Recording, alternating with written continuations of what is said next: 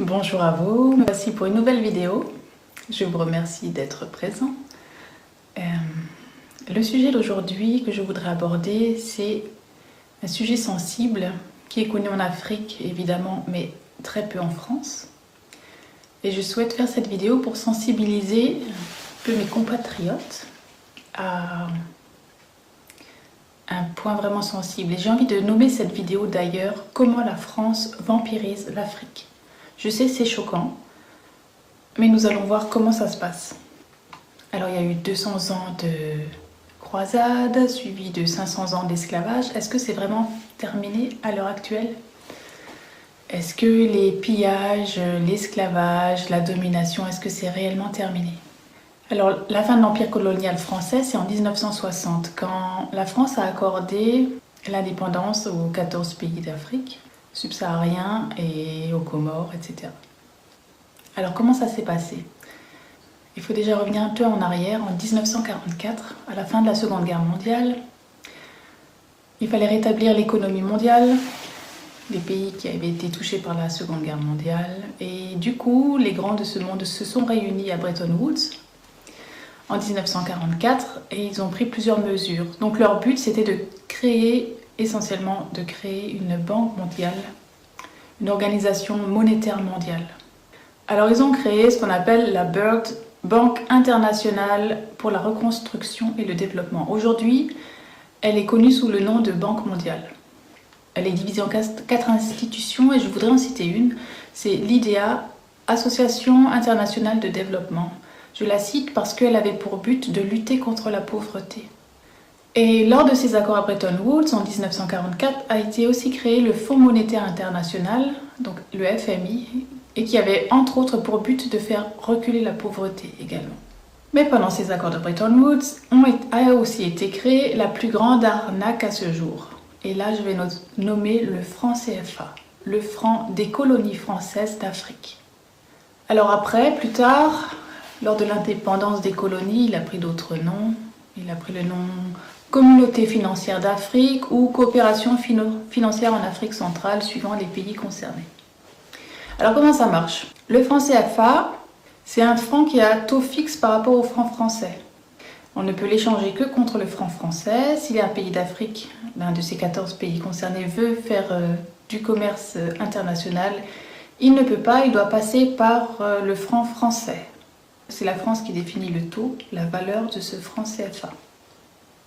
Alors, au départ, en gros, je vais vous dire en gros, pour un franc CFA, on recevait 2 francs français. Donc le franc CFA, au départ, valait 2 fois plus que le franc français. En 1960, juste avant l'indépendance accordée à ses colonies, juste avant, la France opère une dévaluation du franc importante, celle qui est passée de l'ancien franc au franc lourd. Ça veut dire que pour avoir un nouveau franc français, il fallait 100 anciens francs. Seulement la France n'a pas modifié le taux de change du franc CFA.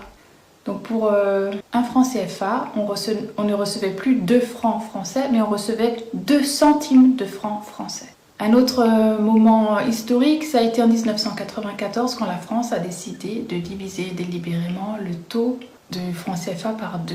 Donc en 1994, lorsqu'on avait un franc CFA, on recevait 1 centime de franc français. Quelques années plus tard, le passage à l'euro en 1999, la valeur du franc CFA a encore été divisée par 6,55. La valeur donc, le passage du franc à l'euro. Il fallait 6,55 francs pour obtenir 1 euro. Du coup, au 1er janvier 1999, il fallait 655 francs CFA pour obtenir 1 euro. Alors si on reprend depuis le début, en l'espace de 55 ans, la valeur du franc CFA a été divisée par 1300 volontairement par la France. Mais c'est pas tout. Les pays membres de la zone franc doivent chaque année déposer la moitié de leurs réserves de change au Trésor français. Ça veut dire qu'ils doivent donner la moitié de leur liquidité au Trésor français. Au total, ce que la France pille à l'Afrique chaque année représente environ 440 milliards d'euros. 440 milliards d'euros que la France pille, vole à l'Afrique chaque année. Alors à côté, les aides humanitaires ne sont que des broutilles à côté de ce que la France pille. Elle donne d'une main et elle vole de l'autre. Alors écoutons les aveux de Jacques Chirac. On oublie seulement une chose, c'est qu'une grande partie de l'argent qui est dans notre porte-monnaie vient précisément de l'exploitation, depuis des siècles, de l'Afrique. Pas uniquement, mais beaucoup viennent de l'exploitation de l'Afrique.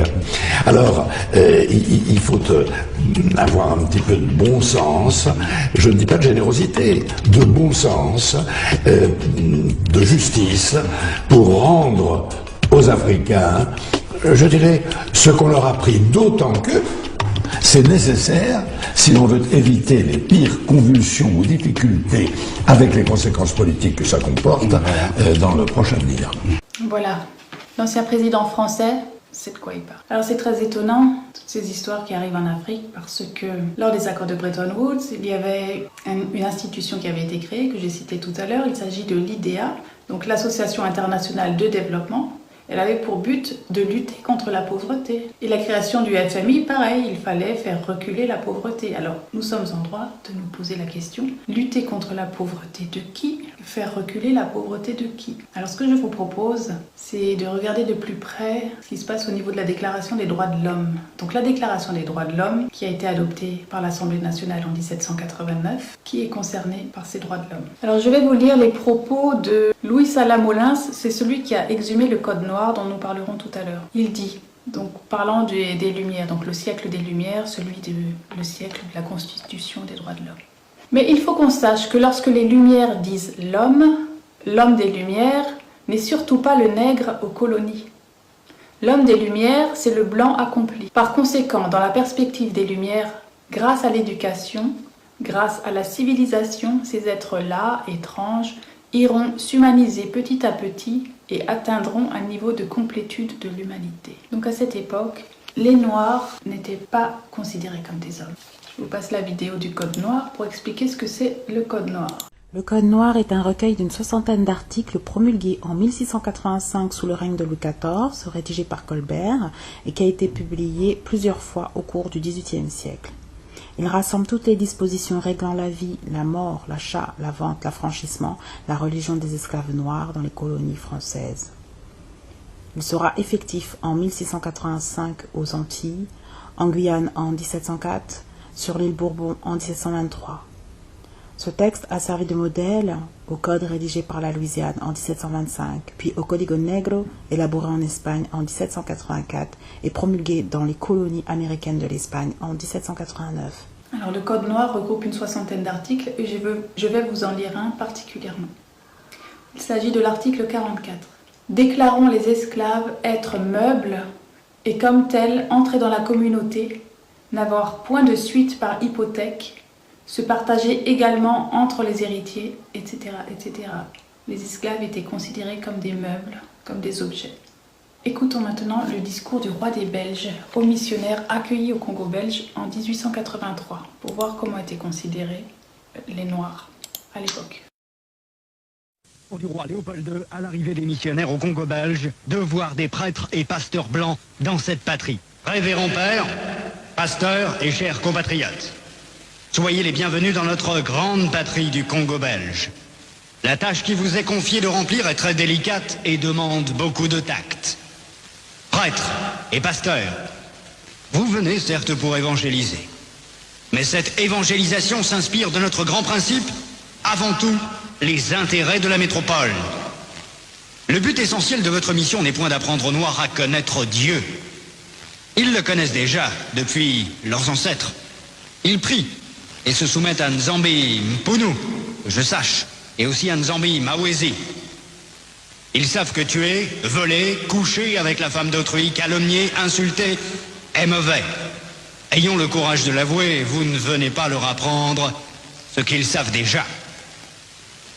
Votre rôle est essentiellement de faciliter les administrateurs et les industriels, c'est-à-dire que vous interpréterez l'évangile de la façon qui sert le mieux vos intérêts dans cette partie du monde. Pour ce faire, vous veillerez entre autres à désintéresser nos sauvages noirs des richesses dont regorge leur sous-sol, afin d'éviter qu'ils s'y intéressent ou qu'ils nous fassent une concurrence meurtrière, rêvant un jour à nous déloger de cette partie avant que nous ne nous enrichissions. Votre connaissance de l'Évangile vous permettra de trouver des textes qui recommandent et qui font aimer la pauvreté. Par exemple, « Heureux les pauvres, car le royaume des cieux leur appartient. » Il est plus difficile pour un riche d'entrer au ciel qu'à un chameau de passer par le trou d'une aiguille, etc. Vous ferez donc tout pour que les nègres aient peur de s'enrichir pour mieux mériter le ciel. Les soutenir petit à petit pour qu'ils ne se révoltent jamais un jour. Les industriels et les administratifs seront obligés de se conformer à ce que je vous recommanderai, à vous prêtres et pasteurs blancs, de temps en temps, pour vous faire craindre, de peur de courir à la violence, injurier, battre. Il ne faudra pas que les nègres ripostent ou se nourrissent de vengeance. Pour cela, vous leur renseignerez par tous les moyens et vous insisterez pour qu'ils suivent l'exemple de tous les saints qui ont tendu les joues, qui ont pardonné les offenses, qui ont reçu les crachats et les insultes sans tressaillir. Il faudra les décourager et les détacher de tout ce qui pourrait leur donner le courage de nous affronter. Je songe ici spécialement à leurs nombreuses fétiches de guerre qu'ils prétendent ne point abandonner. Votre action doit porter essentiellement sur les jeunes, afin qu'ils n'hésitent point de nous saluer. Quand le commandement du Père est en contradiction avec celui des missionnaires, qui sont les pères spirituels de leurs âmes, vous insisterez particulièrement sur la soumission et l'obéissance, même aveugle. Cette vertu se pratique mieux quand il y a absence de critique. Apprendre aux élèves à croire et non à raisonner. Ce sont là, chers prêtres, pasteurs et compatriotes, quelques-uns des principes que vous appliquerez sans faille. Vous en trouverez beaucoup d'autres dans les livres et textes qui vous seront remis à la fin de cette séance. Vous verrez donc ce que je recommanderais à vous, prêtres et pasteurs blancs. Évangélisez les Noirs jusqu'à la moelle des os, afin qu'ils ne se révoltent jamais contre les injustices que vous leur ferez subir. Faites-leur réciter chaque jour « Heureux ceux qui pleurent, car le royaume des cieux leur appartient ». Convertissez les Noirs au moyen des chicottes. Gardez leurs femmes à la mission pendant 9 mois, afin qu'elles travaillent pour vous. Courtisez-les s'il le faut. Et exigez ensuite à ces convertis qu'ils offrent en signe de reconnaissance des bonnes viandes, poules, coqs et œufs, chaque fois que vous visitez leur village. Faites tout pour éviter que les Noirs ne deviennent riches. Pour ce faire, chantez-leur chaque jour qu'il est impossible à un homme riche d'entrer dans le royaume des cieux. Faites-leur payer une taxe chaque semaine à la messe de dimanche. Détournez cet argent prétendument destiné aux pauvres pour avoir des magasins importants là où vous êtes, paroisses, procures. Transformez vos missions ainsi en de gros centres commerciaux florissants et aidez légèrement les pauvres pour encourager d'autres blancs à investir régulièrement. Demandez aux Noirs de mourir de faim et vous autres vous mangerez 5 fois par jour. En plus, que vos ventres soient toujours pleins de bonnes choses et que vos bouches exhalent partout l'odeur des oignons. Instituez pour eux un système de confection qui fera de vous de bons détecteurs pour dénoncer tout Noir à une prise de conscience pour la revendication de l'indépendance nationale. Enseignez une doctrine que vous ne mettrez pas en pratique. Et peut-être s'ils vous demandent pourquoi vous comportez-vous contrairement à ce que vous prêchez, répondez-leur, vous les Noirs, suivez ce que nous disons et non ce que nous faisons. Et s'ils répliquent en disant qu'une foi sans œuvre est une foi morte, fâchez-vous en appliquant le fouet et répondez-leur, heureux ceux qui croient sans protester.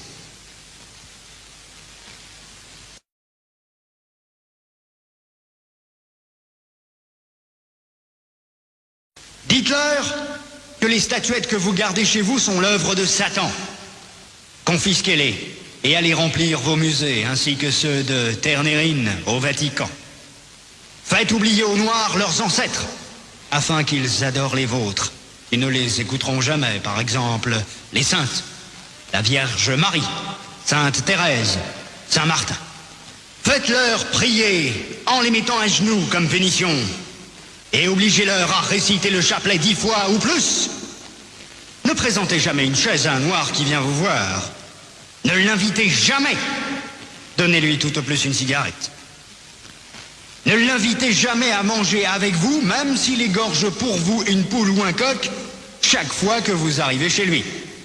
Bref, lorsque vous aurez accompli tout cela, notre pays, la Belgique, sera très riche, et c'est plus tard seulement, lorsque les Noirs auront compris que nous essayerons de les aider pour l'amour de Dieu, car on ne réveille pas un chat qui dort. Je vous en remercie vivement, le roi des Belges, Léopold II. Alors, la vision des Occidentaux a-t-elle changé par rapport au discours du roi des Belges? C'est ce que nous allons voir maintenant, avec cette vidéo d'un proche de Nicolas Sarkozy. Là, pour vos photos, vous allez faire comment? Mais vous n'avez pas été ce week-end. Vous êtes au courant de ce qu'il y avait ce week-end? Le mariage de Mams Diarra, le parrain? De qui? Le parrain. C'est qui ça? Le parrain, c'est une grande célébrité qui s'est mariée dans le 19e arrondissement ce week-end. Vous n'avez pas été? Qu'est-ce qu'il fait dans la vie, ce type-là? Lui, c'est l'un des meilleurs joueurs de basket au monde. Ah non, c'est pas mon... Ah, ça, c'est pas le sport. Ah, je pensais que vous étiez... C'est pour ça les photos. Ah non, mais d'accord. je sais pas le style un peu politique. Ah, machin. politique, Sarkozy, Jospin... Bah, j'étais avec Sarkozy tout à l'heure. Ah, vous étiez avec Sarkozy tout à l'heure? Oui, tout à l'heure. Ah, ouais. Ah, vous êtes de la Il haute alors? pleuvait, je suis encore tout mouillé, il pleuvait. Ouais, je vois ça. Ouais. Non, je m'infiltre. Ah ouais? Je peux rien dire. Mais est-ce qu'il y a un plan? Il y a une planque pour moi là-bas. Ah non, mais s'ils racontent... Ah non, pas pour vous. Ah, les noirs, non. Ils vont pas là. C'est normal, ça se comprend. Ben pourquoi quand même? Mais non, mais Il en si faut moi pour je tout vais le à la monde. tour du roi de... Parce qu'en Côte d'Ivoire, il y a des coups, il y a des rois encore, il y a des rois en Côte d'Ivoire. Oui, mais bon, Ouais, moi ils sont maintenant, infiltrés vous chez êtes... eux. Ouais, mais vous êtes infiltré avec Sarkozy. Vous pouvez me faire rentrer dedans, moi. Pourquoi? Parce que je suis noir. Bien sûr. Ouais, mais bon, je suis un être humain comme tout le monde. Ah non, noir. Et un noir. Pas pareil. Ah si, c'est pareil. Non, mais c'est entre nous, il faut répéter. Entre nous, il faut répéter. Mais non, Bah si, c'est pareil. c'est entre nous, il faut répéter. Oui, entre nous, ouais. Mais pourquoi? Officiellement, on vous dit oui, c'est pareil, mais en réalité... Pourquoi? Mais pourquoi les noirs, ils sont... Parce que c'est comme ça, il n'y a pas à discuter. Mais pourquoi il n'y a pas C'est de nous qui discussion? avons décidé ça. Ah en d'accord. haut lieu. Donc c'est vous qui décidez tout en Oui, c'est la c'est haute. entre nous. Pour Oui, bien l'instant, sûr, entre nous. Ouais. pour l'instant, on est dominant. Pour l'instant. Ouais. Mais pourquoi vous êtes dominant? Parce qu'on a détruit tout le monde. Il y a 200 ans, 300 ans, à peu près environ. Donc les noirs, c'est de la Parce que merde, nous, quoi, en quand on a fait. eu la connaissance de la poudre à canon, oui, Ouais. par les Chinois ou par les Arabes, enfin, on a acquis toute leur connaissance. Alors là, on a maximal, je boum. Ah ouais, d'accord. Mais là, en fait les noirs, ils sont pour rien, quoi. J'ai pas le droit de vous le dire, ça. Oui, mais on est entre nous, on s'en fiche, on se connaît pas. Voilà, en gros, ils sont pour rien. C'est ce qu'en lieu. Se dit en lieu, ouais. C'est ce qu'en lieu et sa conclusion dans haut lieu. Mais D'accord. c'est entre nous, mais ne Oui. répétez pas. Bah, je vais pas le répéter, voyons. Jouer les jeux des blancs. Il faut toujours jouer les jeux des blancs. Il faut jouer le jeu des gagnants. Bah, donc Moi, les je joue noirs, le c'est jeu des des perdants. gagnants. Moi, je joue le jeu des gagnants. Donc les noirs, c'est des perdants. Dites-le, avouez-le. On est entre Bien nous. sûr, mais il y a quelques D'accord. noirs qui sont intelligents qui jouent le jeu des gagnants. Mais eux, c'est des corrompus parce qu'ils retournent leur veste. Il ils faut jouent être... Non, c'est à notre époque. Ouais. En gros, les noirs, ils sont bons à rien, quoi. Ça, personne ne vous le dira vraiment, monsieur. Mais vous, selon vous. Moi, c'est votre opinion qui me... C'est évident, monsieur. Mais pourquoi? C'est la nature qui veut ça. Il en manque des chromosomes. Ah, il manque des chromosomes noirs. Ah, d'accord. Sinon, écoutez, monsieur, ils ont toutes les richesses du monde. Ouais, Il n'y a jamais d'hiver là-bas. Ils ont un territoire gigantesque. ouais. Comment c'est ça qu'ils ne dominent pas le monde, ce type-là? Ou du moins, comment c'est fait que... Ouais. Comment c'est fait qu'ils n'ont pas des frontières comme la Chine? Comment c'est qu'ils n'ont pas un Mao Tse-tung qui dit Ouais. ici, c'est la Chine, tu entres pas. Hein. C'est pas normal, vous comprenez, il y a Ouais, un problème c'est pas là. normal. Mais comment ça se fait? Ah, ça je sais pas. C'est qu'il y a 500 ans, on a bien travaillé. Ah ouais, Vous avez On a exterminé quoi? éliminé tous les meilleurs. Tous les meilleurs noirs ont été exterminés. Éliminé, hein. merde. Je vous dis pas. Donc là, tous les noirs qui restent, c'est de la grosse Là, merde. non, maintenant, on a pu remettre des armes, on met un peu quelques petits microbes par-ci par-là, des microbes par-ci par-là. C'est quoi les microbes? Ah, c'est cool, la guerre bactériologique, c'est parce que ça existe quand même. Ah, d'accord. Bactériologique, la guerre. Quelques petits microbes par-ci par-là. Ouais. Et un truc que vous ne savez pas, c'est qu'en ce moment, Ouais. je veux dire un secret, c'est pas un secret. Ouais. Vous savez que la Somalie Ouais. a été déclarée sécheresse gigantesque. Mais il y a un truc que je comprends pas. On vous met un homme noir en face de vous et un autre blanc. Oui. Pourquoi le blanc il serait supérieur au noir? Parce que c'est comme ça, c'est malheureux, c'est triste. Je sais que c'est pas juste, je sais que c'est pas juste, Pourquoi c'est pas juste? mais c'est comme ça. La nature, elle est cruelle, la nature. La nature, elle est cruelle. Alors il paraît qu'en haut lieu, ils pensent que les Noirs, qu'il manque des chromosomes aux Noirs. Alors à votre avis, qui considère-t-il comme étant des hommes dans la Constitution des droits de l'homme? Et du coup, la Banque mondiale, contre la pauvreté de qui lutte-t-elle? C'est des bonnes questions. Et c'est pas fini, c'est que le début. Parce que maintenant, la Banque mondiale investit dans une carte qui s'appelle la carte à 1 milliard. Elle a pour but de répertorier précisément les ressources du sous-sol africain. Il faut savoir qu'en Afrique, il y a les plus grosses richesses au monde, entre l'or, le diamant, le pétrole, l'uranium, le cobalt, et j'en passe. Le sous-sol africain est une richesse mondiale. Et c'est pour ça que l'Afrique est un enjeu politique. Je vous laisse visionner cette dernière vidéo concernant justement cette carte à 1 milliard.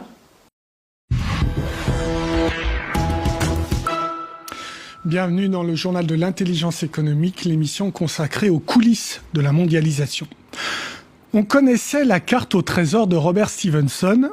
Eh bien voici celle de la Banque mondiale. Elle est baptisée la carte à 1 milliard. 1 milliard de dollars, c'est en fait la somme qui sera investie dans les prochaines années pour recenser toutes les richesses minières de l'Afrique et offrir ainsi au marché les trésors de la terre africaine. Pour la Banque mondiale, la carte à 1 milliard, c'est une magnifique opportunité pour les Africains. Un reportage de nos correspondants à Washington. La carte des ressources minérales de l'Afrique date en grande partie de l'époque coloniale, incomplète et imprécise au regard des techniques actuelles.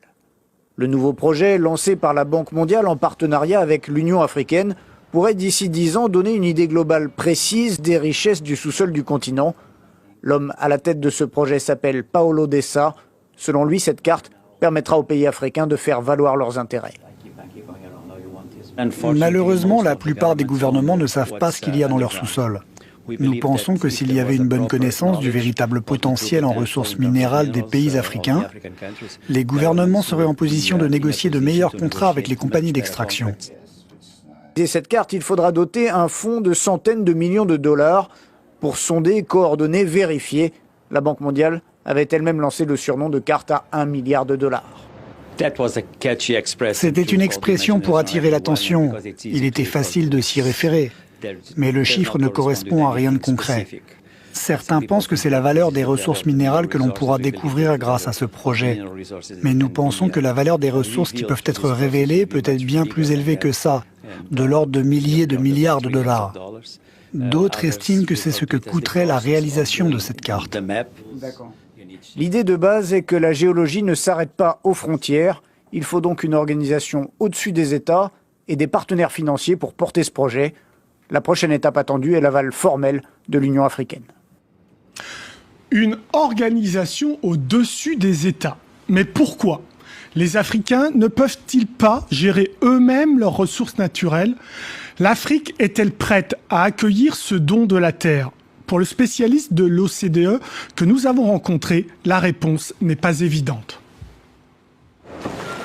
Dans les sous-sols de l'Afrique gisent d'immenses richesses. Les Africains ne le savent pas, ni personne d'ailleurs. Une initiative de la Banque mondiale vise à recenser toutes les ressources naturelles du continent. Le projet est baptisé la carte à 1 milliard. 1 milliard de dollars, c'est la somme qui sera investie d'ici à 5 ans pour mener à bien ce projet. Car l'Afrique est en retard. 5 $ investis par kilomètre carré pour l'exploitation contre 65 au Canada, en Australie et en Amérique latine. Reste à savoir si c'est une chance ou une malédiction. Pour ce spécialiste de l'OCDE, c'est une chance. Il faut prendre ces richesses pour ce qu'elles sont, c'est-à-dire de vraies richesses. Il ne faut pas en avoir peur. L'abondance de richesses ne nuit pas en tant que telle. La vraie malédiction, c'est celle des mauvaises politiques publiques. Pour l'OCDE, l'information est une arme qui impose la transparence. Savoir, c'est éviter les petits arrangements entre les entreprises et les gouvernants. Mais savoir, c'est aussi courir un risque. La découverte de richesses peut nourrir des conflits. Je ne pense pas c'est elle qui les crée, mais elle peut servir de détonateur à un certain nombre de conflits qui peuvent être très meurtriers. L'Afrique est-elle prête à recevoir ce cadeau de la Terre ? Sa gouvernance est-elle suffisamment solide pour résister à la pression et à la loi des multinationales ? Il faut bien comprendre que les ressources minières ou les ressources énergétiques en Afrique, elles ne sont pas exploitées par les États eux-mêmes ou très rarement, sauf en Afrique du Sud, par des entreprises africaines. Ils sont très dépendants des moyens technologiques et financiers des grandes entreprises européennes, américaines, chinoises, malaisiennes, que sais-je. Autrement dit, le citoyen africain est souvent exclu du partage des richesses. Les dirigeants politiques et les multinationales risquent donc d'être les grands gagnants de cette carte à 1 milliard. Bien, avec moi sur ce plateau, Grégoire Niaudet, bonjour. Vous êtes chargé des questions financières au Secours catholique et Caritas France et vous êtes l'un des membres de la coalition internationale, de la campagne internationale qui est intitulée « Publiez ce que vous payez ». Donc, c'est quoi votre démarche dans cette campagne internationale « Publiez ce que vous payez » ? Je pense que le titre résume très bien ce que ça veut dire. C'est une campagne qui est née donc il y a une douzaine d'années pour justement demander aux compagnies du secteur extractif, donc mines, gaz, pétrole, et de plus en plus forêt, ce qu'elles versent au gouvernement pour qu'ensuite on puisse demander des comptes sur l'utilisation de ces ressources. Est-ce que ça a servi le développement réellement ou des dépenses d'apparat ou autre. Donc c'est de la transparence. C'est un processus de transparence. Donc c'est vraiment la première étape indispensable avant d'aller plus loin pour savoir si on gère bien ces ressources. Alors vous l'avez dit, ça a commencé en 2002, je crois, cette campagne. Oui. Aujourd'hui arrive cette initiative de la Banque mondiale avec ce titre un petit peu Stevensonien, hein, la carte à 1 milliard. Qu'est-ce que vous en pensez ? Est-ce que l'Afrique est prête ?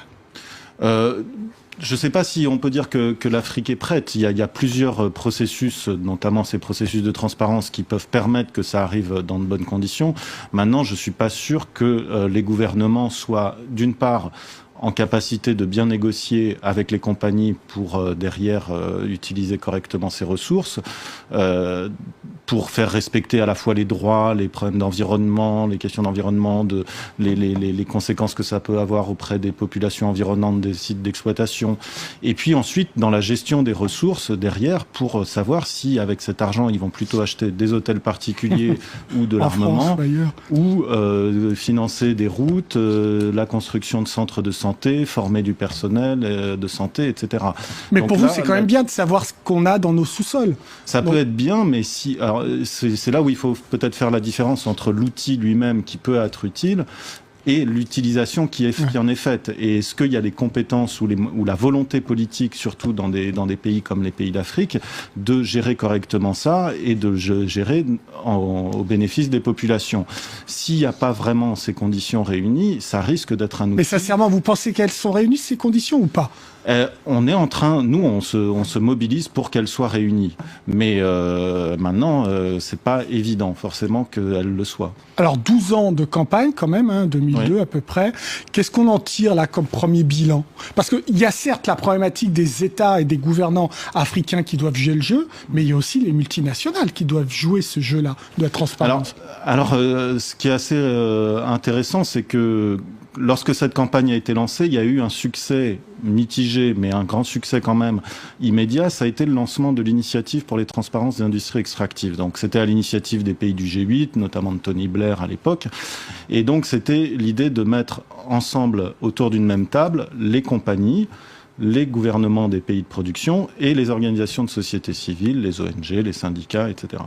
Et donc d'avoir, pour discuter à la fois des standards de publication, comment on allait publier ce qui était versé par les compagnies d'un côté, et les gouvernements avaient aussi à publier ce qu'ils recevaient. Ce qu'ils recevaient de la part des compagnies, et on comparait. Et on a eu parfois des surprises assez rigolotes où il y avait des écarts de 30%. C'est arrivé au Congo-Brazzaville, par exemple. Sur cette initiative était très intéressante parce que c'était très novateur et très nouveau de mettre ces acteurs ensemble autour d'une table et de façon assez publique.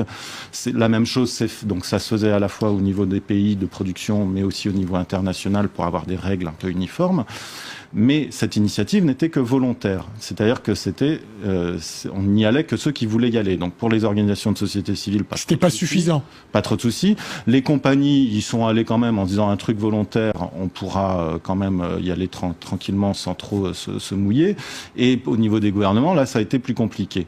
Et donc, bon, ça a quand même porté ses fruits. Ça n'a pas été facile forcément pour notamment les militants de société civile dans les pays de production. Certains ont été en prison, certains ont connu l'exil, des menaces, etc. Et alors, ça a avancé chez nous aussi. L'UE a diffusé des directives en 2013, donc là, qui vont être appliquées, c'est obligatoire d'ici les 2 ans qui viennent. Voilà, et c'est là où on a reçu, là où il y a eu plus de réticence de la part des compagnies, c'est que il y a eu, quand ça devient obligatoire, là, ça coince un peu plus.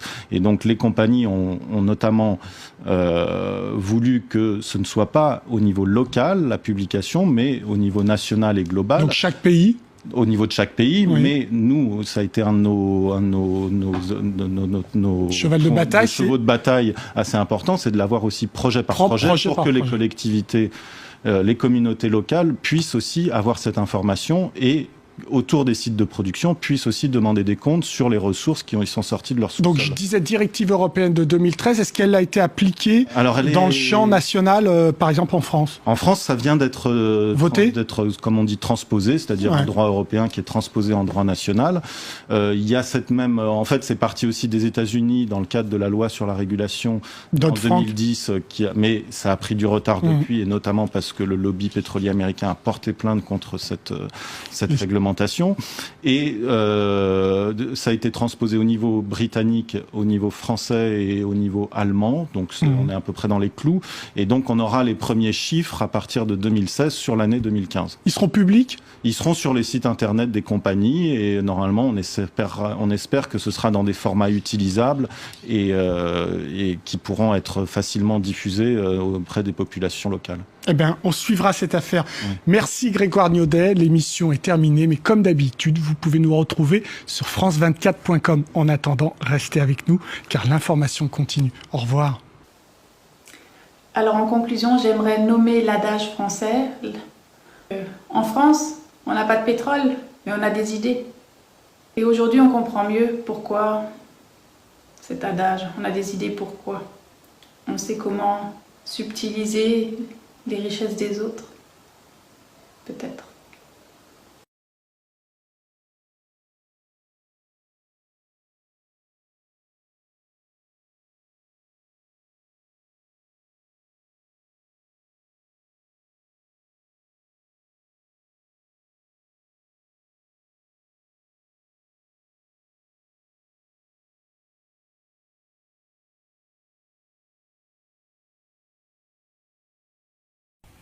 One thing that keeps me puzzled, despite having studied finance and economics at the world's best universities, the following question remains unanswered. Why is it that 5,000 units of our currency is worth 1 unit of your currency, where we are the ones with the actual gold reserves? It's quite evident that the aid is in fact not coming from the West to Africa, but from Africa to the Western world. The Western world depends on Africa in every possible way, since alternative resources are scarce out here. So how does the West ensure that the free aid keeps coming? By systematically destabilizing the wealthiest African nations and their systems, and all that backed by huge PR campaigns, leaving the entire world under the impression that Africa is poor and dying and merely surviving on the mercy of the West. Well done, Oxfam, UNICEF, Red Cross, Life Aid, and all the other organizations that continuously run multi-million-dollar advertisement campaigns depicting charity porn to sustain that image of Africa globally. Ad campaigns paid for by innocent people under the impression to help with their donations. While one hand gives under the flashing lights of cameras, the other takes in the shadows. We all know the dollar is worthless. while the euro is merely charged with German intellect and technology, and maybe some Italian pasta. How can one expect donations from nations that have so little? It's super sweet of you to come with your colored paper in exchange for our gold and diamonds. But instead, you should come empty-handed, filled with integrity and honor. We want to share with you our wealth and invite you to share with us. The perception is that a healthy and striving Africa would not disperse its resources as freely and cheaply, which is logical. Of course, it would instead sell its resources at world market prices, which in turn would destabilize and weaken Western economies, established on the post-colonial free meal system. Last year, the IMF reports that 6 out of 10 of the world's fastest growing economies are in Africa, measured by their GDP growth. The French Treasury, for example, is receiving about $500 billion year in, year out, in foreign exchange reserves from African countries based on colonial debt they forced them to pay.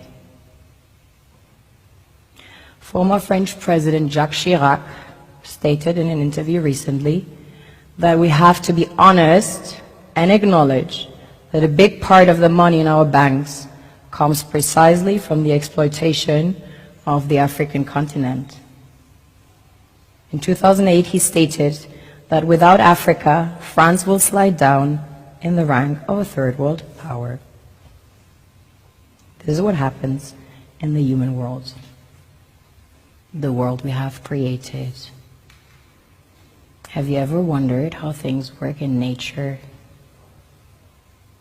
One would assume that in evolution the fittest survives. However, in nature, any species that is overhunting, overexploiting the resources they depend on as nourishment, natural selection would sooner or later take the predator out, because it offsets the balance.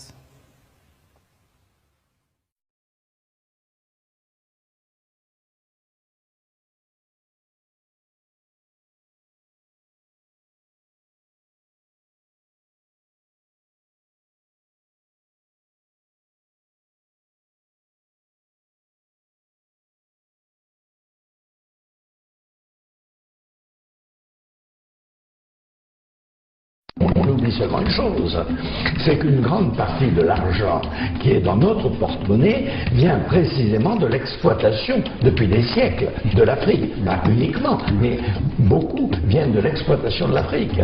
Alors, il faut avoir un petit peu de bon sens, je ne dis pas de générosité, de bon sens, de justice, pour rendre aux Africains, je dirais, ce qu'on leur a pris, d'autant que c'est nécessaire si l'on veut éviter les pires convulsions ou difficultés avec les conséquences politiques que ça comporte dans le prochain avenir.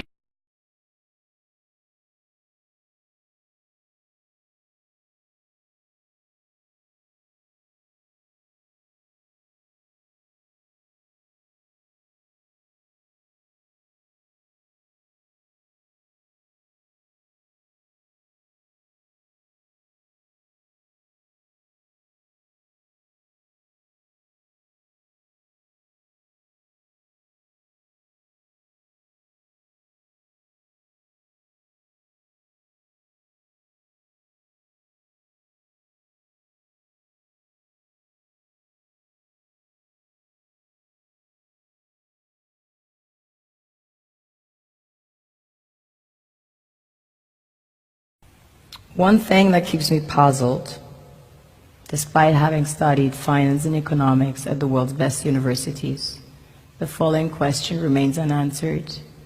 Why is it that 5,000 units of our currency is worth 1 unit of your currency, where we are the ones with the actual gold reserves? It's quite evident that the aid is in fact not coming from the West to Africa, but from Africa to the Western world. The Western world depends on Africa in every possible way, since alternative resources are scarce out here. So how does the West ensure that the free aid keeps coming? By systematically destabilizing the wealthiest African nations and their systems, and all that backed by huge PR campaigns, leaving the entire world under the impression that Africa is poor and dying and merely surviving on the mercy of the West. Well done, Oxfam, UNICEF, Red Cross, Life Aid, and all the other organizations that continuously run multi-million-dollar advertisement campaigns depicting charity porn to sustain that image of Africa globally. Ad campaigns paid for by innocent people under the impression to help with their donations. While one hand gives under the flashing lights of cameras, the other takes in the shadows. We all know the dollar is worthless, while the euro is merely charged with German intellect and technology, and maybe some Italian pasta. How can one expect donations from nations that have so little? It's super sweet of you to come with your colored paper in exchange for our gold and diamonds. But instead, you should come empty-handed, filled with integrity and honor. We want to share with you our wealth and invite you to share with us. The perception is that a healthy and thriving Africa would not disperse its resources as freely and cheaply, which is logical. Of course, it would instead sell its resources at world market prices, which in turn would destabilize and weaken Western economies, established on the post-colonial free meal system. Last year, the IMF reports that 6 out of 10 of the world's fastest growing economies are in Africa, measured by their GDP growth. The French Treasury, for example, is receiving about $500 billion year in, year out, in foreign exchange reserves from African countries based on colonial debt they forced them to pay.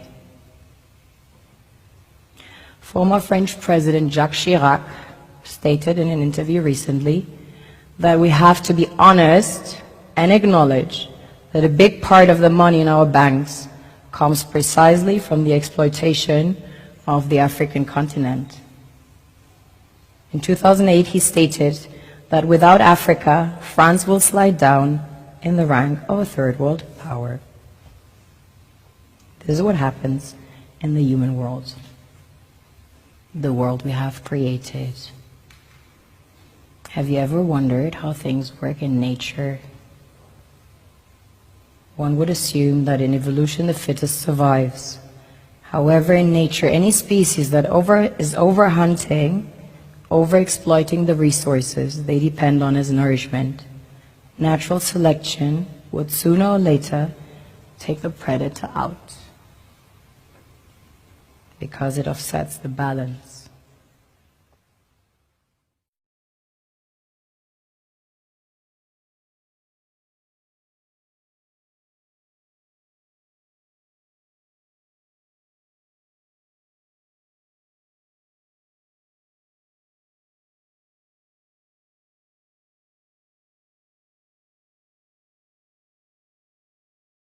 On oublie seulement une chose, c'est qu'une grande partie de l'argent qui est dans notre porte-monnaie vient précisément de l'exploitation, depuis des siècles, de l'Afrique. Pas uniquement, mais beaucoup viennent de l'exploitation de l'Afrique.